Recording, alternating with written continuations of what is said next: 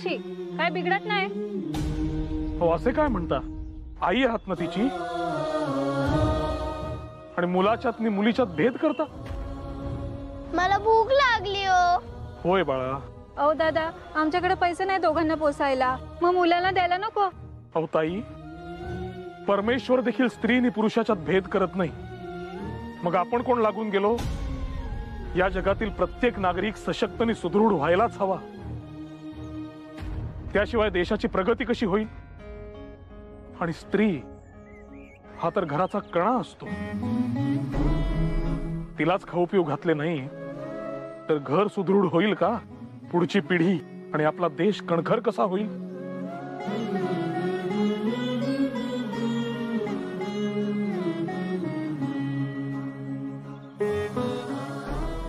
ठीक आहे, आणि चांगला पेला भरून दूध द्या त्या मुलीला. खायला प्यायला देखील जिन्नस पुरवा. ताई, आपल्या मुलाची आणि मुलीची काळजी घ्या, फार महत्वाचे असते ते. त्यांना रोज हवे तितके दूध द्या, हवे तर पैसे मी दे. कोण कुठली तुम्ही दादा, आणि एवढं? हात जोडू नका, तुम्ही मोठ्या आहात माझ्याहून. आपले म्हणणे यांना कधी समजणार आहे कुणास ठाऊक. काय हो, काय झालं? आपण म्हणजे देश घडवण्याची स्वप्न पाहावीत, आणि यांचे प्रश्न म्हणजे घरातले डाळ तांदूळ, घरातल्या भिंती, त्याचा रंग आणि त्याचे पोपडे. छे, शांत व्हा, पाणी प्या. पाणी कसलं विचारता मला सदान कदा? अहो, तुम्ही बाहेरचा राग माझ्यावर का काढताय? मग काही झाले की आपले सतत पाणी प्या म्हणजे? शांत व्हा, बसा. मला काही बसायचे नाही. अहो बळवंतराव, बसा. बसा. सोडा. काय झालं सांगा तरी. गोपाळराव, आपल्या मनात नेमके काय चालले आहे? आपली विचारधारा काय, आपली स्वप्न काय, आपली ध्येय काय, हे आपल्या घरच्यांना कधी कळूच नाही. हे अशीच योजना असते का नियतीची? तू आता बाप होणार आहेस रे, त्यामुळे जरा जबाबदारीनं वाग. हे लष्कराच्या भाकऱ्या थापवणं ना बंद कर आता. हेच शब्द असतील. हेच. अहो, समाज स्वतःच्या पायावर खंबीरपणे कसा उभा राहील असा विचार मनात असताना घरात भाकरी कशी आणावी, भिंतीला पडलेले पोपडे दुरुस्त कसे करावेत हे विचार येत नाहीत हो. पण हे आपल्या घरच्यांना सांगणार कोण? नि कळेल कसे त्यांना? अहो नाहीच कळणार, आणि आपणही सांगायला जायचं नाही. ते या ना त्या प्रकारे आपला पाय मागे खेचायचा प्रयत्न करतीलच. हा, त्यात त्यांचा दोष नाहीये, पण आपण आपल्या देहापासून मागे हटायचे नाही. अहो, तुमचेच आवडतीचे वाक्य आहे ना. होय, कर्तव्याच्या मार्गावर चालत असताना घराचा उमरा अडसर ठरता कामा नये. बरोबर. आणि ही परिस्थिती फक्त तुमच्याकडेच आहे असं नाही, आमच्याकडेही तीच तर आहे. हे बघा, आईला स्पष्टपणे लिहिलंय, माझे जरी शिक्षण पूर्ण झाले असले तरी मी काही सरकारी नोकरी करणार नाही. आपल्या मुलाच्या मोठमोठ्या परीक्षा झाल्या, त्यामुळे आता त्याला मोठ्या पगाराची चाकरी लागेल व आपले पांग फिटतील. हे मोठाले मनोरथ आई तू जर करीत असशील तर मी तुला आत्ताच सांगू इच्छितो, मी काही विशेष सुखाची, विशेष संपत्तीची हाव न धरता पोटापुरता पैशांवर संतोष मानून येणारा सर्व काळ परहितार्थ खर्च करणार आहे.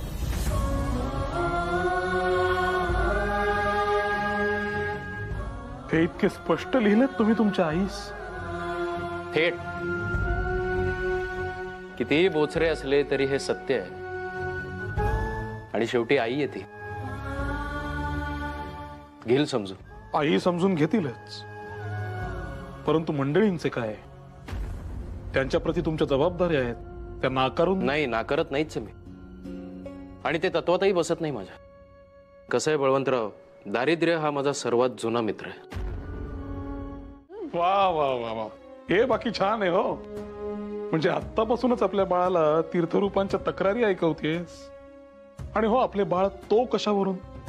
तेवढं कळतं हो आम्हाला. बाई, तुमचं जेवण व्हायचं असेल ना, चला वाढतो. हाच धसमुसळेपणा टाळायचा आहे आपल्याला, हेच सांगतोय मगाचपासून. स्वस्त बैस बरं. आणि मी एकीकडे गेलो होतो, तिथे माझं जेवण झाले. म्हणजे मग आता आजचं उरलेलं कळवायचं तरी. ऐनवेळी ठरलेला कार्यक्रम, निरोप कसा पोचवणार? बरं, आपल्याकडे काही विलायतेसारखे तंत्र नाही, एकीकडून दुसरीकडे निरोप पोहोचवणारे स्वतः गेल्याशिवाय. खरंच असंही काहीतरी आहे? होय, खरंच. टेलिफोन म्हणतात. नुकताच शोध लागलाय. एकीकडून दुसरीकडे स्वतः न जाता आपल्याला निरोप पोहोचवता येतो, संवाद साधता येतो तंत्राद्वारे. काहीतरी बाई, कमालच आहेत नाही हे लोक. काय काय शोध लावतील. उद्या तर म्हणतील पोटातल्या बाळाशी सुद्धा संवाद साधता येतो. आपण किती सहज म्हणून जातो ना, काय शोध लावतील ते. त्यांच्याकडे कसं सगळं प्रगल्भ आहे, हुशारीच आहे. आणि आपण कोण? मागास. हा असा प्रचार केलाय आपल्याबद्दल या गोऱ्यांनी. खर तर ज्ञानाचा प्रसार करावा ही आपली संस्कृती. परंतु हे काय करतात, सगळे ज्ञान स्वतः पुरते, स्वतःसाठी. अहो, काय होतं अचानक असं तुम्हाला? गोपाळराव, आता आपण जी शाळा चालू करण्याचा बेत आखत आहोत, त्याने आपले इप्सित खरंच साध्य होईल असे वाटते तुम्हाला? बळवंतराव, अहो हे तुम्ही बोलत आहात? अहो, शिक्षण प्रसारासाठी माझ्या इतके किंबहुना माझ्यापेक्षा काकणभर जास्त आग्रही तुम्ही आहात. आणि हे तसे नव्हे. आता काल भामासोबत बोलत असताना मी दूरध्वनी यंत्राचा संदर्भ दिला. विलक्षण शोध आहे. तेव्हापासून माझ्या मनात एकच गोष्ट येते, आपल्याकडे असे शोध लागावेत त्या दर्जाचं शिक्षण आपण देतोय का? नसेल तर ते द्यायला हवे. त्या अनुषंगाने फक्त शाळा सुरू करून उपयोग नाही, तसे शिक्षण मिळेल असे कॉलेज सुरू करायला हवे, तरच. काय? अहो, काय बोलताय तुम्ही? इथे एक खासगी शाळा सुरू करताना किती दमछाक होते तुम्ही बघताय, आणि आता मध्येच कॉलेज काय? खरंय, परंतु ध्येय मोठे असेल तर. हे बघा, तुमचे हे विचारांचे चक्र इथंच थांबवा. आता चिपळूणकरांना भेटणं जास्त गरजेचं आहे. शाळेसाठी जागा ठरवायची आणि तो निर्णय महत्वाचा आहे. तुम्ही माझा मुद्दा समजून घेत नाही. देशाचे भविष्य घडवतो कोण? युवक. पुढे जाऊन सापेक्ष सारासार निर्णय तोच घेतो. आपलेच उदाहरण घ्या. आज ज्या विचारांनी आपण झपाटलोय ते बालपणी आपल्या डोक्यात तरी येत होते का? अहो, आता जो आपण निर्णय घेतलाय, जो विचार करतोय, त्याला बालपणापासून जोपासलेली विचारांची आणि संस्कारांची बैठक कारणीभूत आहे, असं वाटत नाही का तुम्हाला? आणि हे सगळे विचार आता डोक्यातून काढून टाका. चिपळूणकरांनी जिथे जायला सांगितले तिथे जाणं गरजेचं आहे. चला. ठीक आहे, तिथे जाऊन चर्चा करूया. एकतर माझ्या डोक्यामध्ये इतक्या विवंचना सुरू असतात ना, त्यात तुम्ही असं काही बोललात की लक्ष विचलित होतं माझं. आता कसली नवीन विवंचना? काही नाही, चला. सांगा. तुम्ही मगाशीच काहीतरी सांगणार होता. काही नाही, चला. आणखीन उशीर नको व्हायला.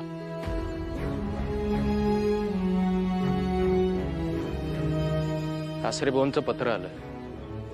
त्यांनी आग्रह धरलाय मंडळींना इथं घेऊन या म्हणून. अहो, मग चांगलंच आहे की. विवंचना कसली त्यात? आता कसे सांगायचे तुम्हाला? कुटुंबाच्या राहण्यापासून ते जगण्यापर्यंतची सोय करायची.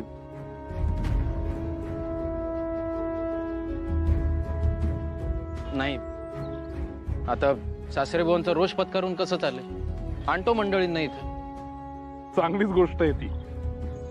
संसाराचा प्रारंभ आनंदाने करा. असे सदा साडेसातीचा अंमल असल्यासारखे वागू नका. त्यांच्या वाड्यामध्ये आपल्या शाळेची सोय होऊ शकेल. अहो काका, पण ते इतके मोठे, म्हणजे एकेकाळी त्यांनी राज्य केले तिथून. आता तीच जागा आपल्याला शाळा चालवायला कसे देतील ते? हो ना, आमची तर ओळख देखील नाही त्यांच्याशी, आणि त्यात आम्ही नौखे. तुम्ही काळजी करू नका, मी आहे ना. ते राज्यकर्ते होते म्हणूनच त्यांना या कार्याचं महत्व समजू शकेल. रावसाहेब फडणवीस हे मोठे दानशूर व्यक्ती आहेत. या असल्या सामाजिक कार्याला नेहमी सरळ हस्ते ते मदत करत असतात. मी शब्द टाकीन त्यांच्याकडे. माझा शब्द रावसाहेब कधीही पडू देणार नाहीत. तुम्ही त्याची काळजी करू नका. तुम्ही जरा स्वस्थ बसा. खोकला वाढलाय. काका हे घ्या, पाणी घ्या. आपण वैद्यांना बोलवूया का? सावकाश सावकाश सावकाश. मी घेऊन येतो वैद्यभुवनला. अरे नको, आधी न्यू इंग्लिश स्कूलचं काम कर. मी पूर्वीच म्हणालो होतो काका, आम्ही शाळा सुरू करणार आहोत. अरे पण हे सर्व कशासाठी म्हणतो मी? एवढी वकिली शिकलास तरीही नोकरी करणार नाही म्हणालास, हे सर्व मान्य केलं ना आम्ही बाबा. मग आता ती कचेरी उघडली आहेस, ती तरी चालव ना स्वतःहून. काका, मी स्वतःसाठी काही करेन अशी तुमची अपेक्षा असेल तर ती मनातून काढून टाका. अपेक्षा भंग तरी होणार नाही. बाळ, तू यांच्याबद्दल चुकीचा समज करून घेतोयस. नाही काकू, तुम्हीच मला समजू शकत नाही आहात. मला आश्चर्य याचे वाटते, तुमचा मुलगा स्वार्थासाठी काहीही न करता समाजासाठी उभा राहायचा प्रयत्न करतोय. त्याचा तुम्हाला अभिमान वाटायला हवा, ते सोडून तुम्हाला हे सगळे खूळ वाटते. बळवंतराव, आमच्या मनात तुमच्याबद्दल खूप अभिमान आहे. खात्री बाळगा. आमचं सोडा. अरे पण ह्या मुलीचा, तिच्या उदरातल्या गर्भाचा थोडा तरी विचार कर. मी माझे दायित्व नाकारतच नाही, आणि तसे वचन दिले मी भामाला. हवे तर विचारा तिला. आणि हे जसे आमचे अपत्य आहे, तशी ही शाळा हे देखील आमचे अपत्यच नाही का? आणि राहता राहिला प्रश्न घर चालवण्याचा. मी वचन देतो, तुम्ही सर्व, हे घर, माझे बाळ, कुणीही उपाशी राहणार नाही याची मी सोय करीन.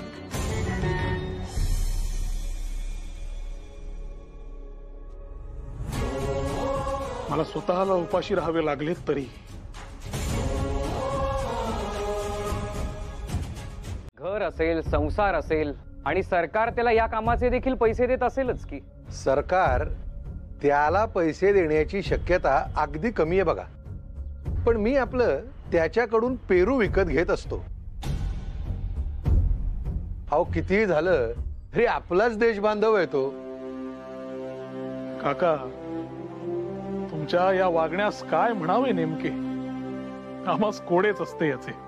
असो, मला सांगा, तुम्ही कसं येणं केलं? अहो, आम्ही तुम्हाला निमंत्रण द्यायला आलो. अखेर आपल्या शाळेच्या मुहूर्ताचा दिवस ठरला. 2 जानेवारी तुम्हास यायचे आहे. तुम्ही शब्द टाकला म्हणून मोरोबा दादांकडून वाडा मिळू शकला. छे रे मुलांनो, अरे तुम्ही महासागरा इतकं कार्य करताय. मी आपलं त्यात पळीनं 2 थेंब शिंपडले इतकंच. अरे मी उभी हयात घालवली सार्वजनिक सभा घेऊन लोकांचे प्रश्न सोडवण्यात.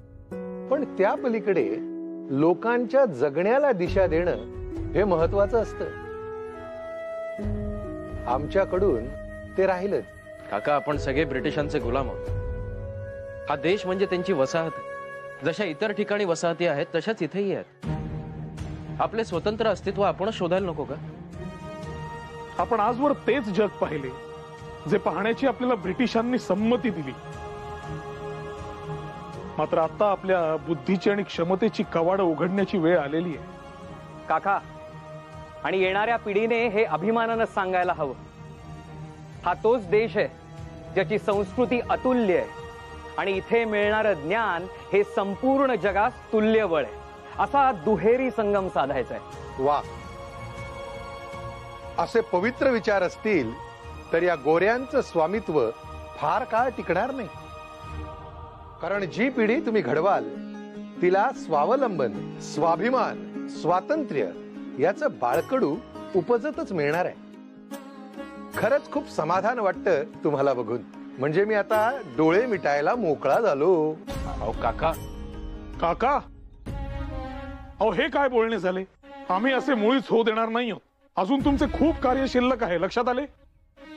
अरे मी चेष्टा केली तुमची. काका, ही अशी चेष्टा करणं ही वर्ज आहे तुम्हाला. बर, तेव्हा आता मुक्त हस्ताने आम्हास आशीर्वाद द्या. झोळी धरा बघू. बळवंतराव, काय अवस्था तुमची? रस्त्यात कोणी बघितले असते तर म्हणाले असते एका वकिलाची काय अवस्था झाली आहे बघा. मुलीच्या लग्नात वडिलांची कशी गत होते तशी ही गत. अहो पण फक्त वडिलांचीच कशाला, घरात काका मामा नसतात काय? हा, म्हणजे थोडक्यात आपले सर्व सवंगडी आपल्या सोबत आहेत. म्हणजे कार्यसिद्धीस जाणार. बळवंतराव. अरे आलेच की. या अरे या वा, या. या या या आपटे नामजोशी. अहो 100 वर्ष आयुष्य आहे तुम्हाला. आहात कुठे तुम्ही? अहो उद्याच्या सगळ्या जबाबदाऱ्या तुम्हाला द्यायच्यात. मी तुम्हाला सांगतो, उद्याचं मी वेळापत्रकच तयार करून ठेवलंय, दाखवतो तुम्हाला, म्हणजे कळेल बरोबर. स्त्री बुवा, अहो आम्ही त्या संदर्भात बोलायलाच इथे आलो आहोत. काय झालं?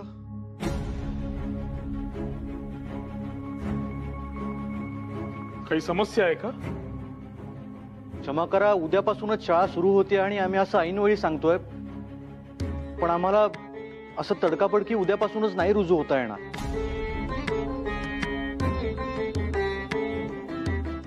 हो, म्हणजे नोकरी आणि इतर व्यापात गुंतल्यामुळे तातडीनं उद्यापासूनच रुजू होणं जरा अवघडच आहे. परंतु नामजोशी, आपटे, राष्ट्रीय शिक्षण देणारी ही शाळा उभी करणं, हा सगळा खटाटोप करणं हे आपलं एकत्रित स्वप्न आहे. अहो बळवंतराव, कच खाण्याचा प्रश्नच उद्भवत नाही. या राष्ट्रीय शिक्षण देणाऱ्या कार्यात आम्ही सहभागी आहोतच, पण या तात्पुरत्या अडचणीमुळे थोडं अवघड जातंय. स्वप्नांची पूर्तता करायची म्हणजे अडचणी येणारच. अजून खूप मोठा पल्ला गाठायचा बाकी आहे. शास्त्री बुवा, परंतु बळवंतराव, आपटे, नामजोशी, मला तुमची समस्या मान्य आहे. तुम्हाला हवं तेव्हा तुम्ही या. कधीही आलात तरी तुमचं स्वागतच आहे. हो, पण तातडीनं रुजू होऊ शकत नाही याची खंत मनात राहीलच. नामजोशी, गोपाळराव सुद्धा 4 महिन्यांनंतर रुजू होणार आहे. छत्रे गुरुजींनी त्यांना सक्त ताकीद दिली आहे, प्रथम स्वतःच्या अभ्यासावर लक्ष केंद्रित करा.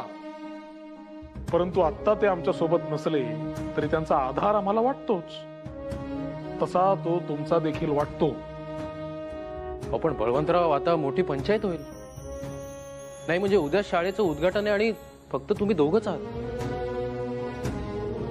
मला असं वाटतंय मी तूर्त शिक्षण बाजूला ठेवतो आणि तुमच्या सोबत येतो. स्वतःच्या शिक्षकाला दिलेलं वचन न पाळणारा शिक्षक आम्हास या शाळेत नको. चिपळूणकर. गोपाळराव, आपला आजवरचा कुठलाही प्रवास निर्विघ्नपणे पार पडलाय का? नाही. मैवाना आपल्याला त्याची सवय असायला हवी. आणि ह्या आपल्या महत्वाच्या कार्यास उद्या सोबत करायला मुले येतीलच की. बळवंतराव, किती संख्या अपेक्षित आहे? घ्या शास्त्री बुवा, हा प्रश्न म्हणजे एखाद्या गरोदर स्त्रीला मुलगा होईल की मुलगी विचारण्यासारखे आहे. नाही, मुलगा होऊ देत किंवा मुलगी होऊ देत, पण जे कोणी मूल जन्माला येईल ते असं कीर्तिवान होईल की त्या गोऱ्या साहेबांना त्याची दखल घ्यावीच लागेल. अगदी, हे मात्र खरे बोलले.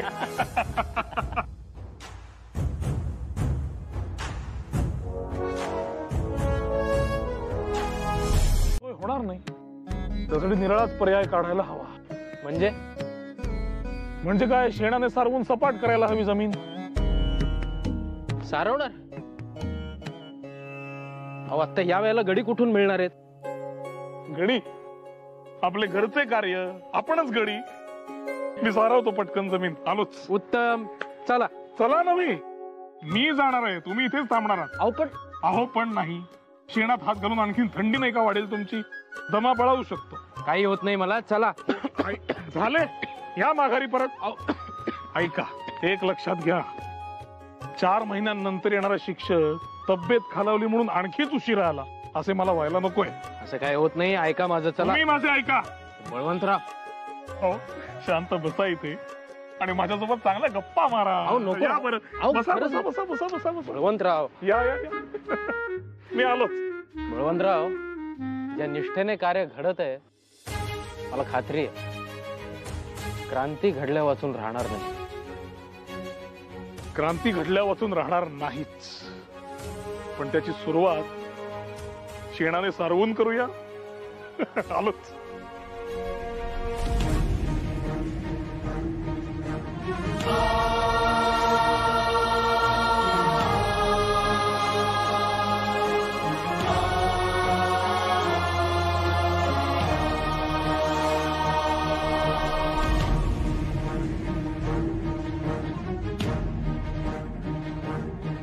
आजवर दिले गेले नाही असे आधुनिक अद्ययावत शिक्षण आपण देऊ. अशी पिढी घडवू जी शास्त्रशुद्ध प्रकारे विचार करेल. माझ्या डोक्यात योजना पक्क्या आहेत. कुठल्याही मुलाला आपल्या देशाच्या आपल्या भूमीच्या भूतकाळाबद्दल खेद वाटता कामा नये. उलट अभिमानच वाटायला हवा. त्याच्या मनात स्वतःबद्दल स्वाभिमान असायला हवा. त्याचे भविष्य उज्ज्वल आहे असा विश्वास त्यास वाटायला हवा. स्वातंत्र्याची बीजे आपण रोवू त्याच्या मनात. नव्या युगाची कास धरणारी पिढी निर्माण करू आपण. पण बळवंतराव, चिंता एकच आहे. लग्नाची सर्व तयारी झाली आहे आणि वधूच नाही असं नको व्हायला. मुलं येतील ना उद्या? येणार. मुलं येणार म्हणजे येणार. माझा ठाम विश्वास आहे. माझं अंतर्मन मला सांगतंय मुलं येणार. गोपाळराव,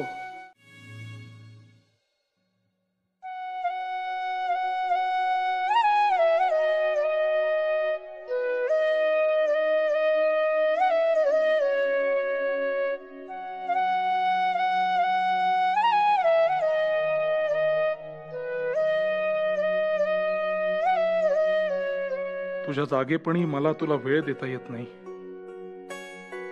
आणि तू निजल्यावर माझं येणं तुला जाणवत नाही. इतकी सोचतेस, चिडतेस माझ्यावर, तरी गप्प राहतेस. आपल्या बाळाला गोष्ट सांगताना हेच सांगशील ना की त्याच्या वडिलांनी त्याच्या आईची कधी काळजी केलीच नाही. त्यांनी साधा वेळ देखील दिला नाही, ना आईला ना बाळाला.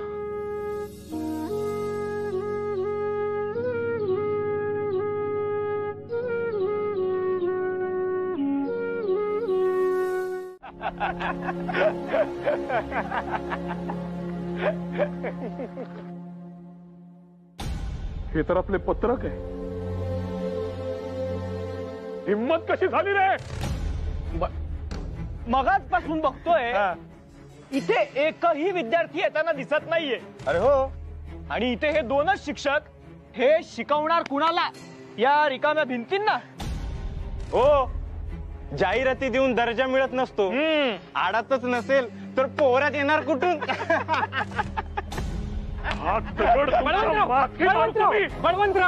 बळवंतराव, शांत शांत. ही शाळा आहे. शक्ती प्रदर्शन करायला ही तुमची तालीम नाही. अहो,